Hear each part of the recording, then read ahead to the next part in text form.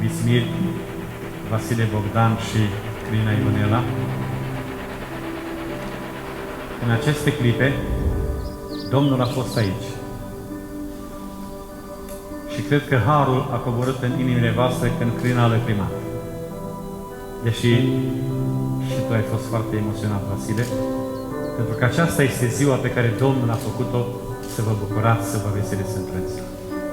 Tot ce e frumos trece repede, însă amintirea rămâne și va fi cea mai frumoasă amintire ziua de astăzi din viața voastră de până acum, pentru că astăzi dimineață le-a spus părinților voștri, chiar fără cuvinte, dor de voi dacă voi avea, voi veni de mai putea.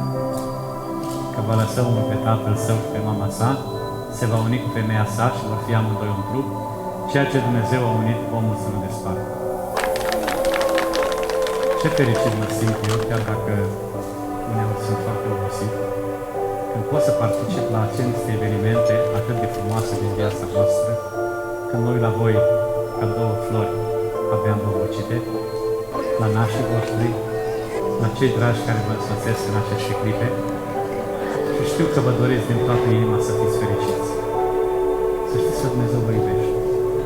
Dumnezeu v-a creat frumoși, sunteți sănătoși, sunteți inteligenți, să-i cereți înțelepciune de la Dumnezeu, să parcurgeți frumos drumul vieții.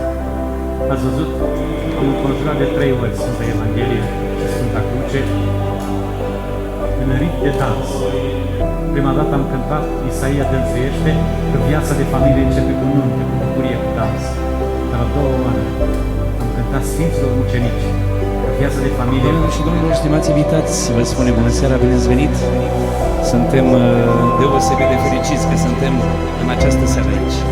Ne bucurăm din toată inima noastră, suntem între prieteni și dacă suntem între prieteni, vă rog să aplaudați tare, tare, tare, tare!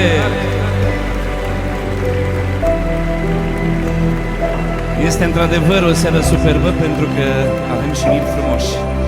Uitați-i acolo, să-i aplaudăm și pe ei tare, tare, tare, că merită.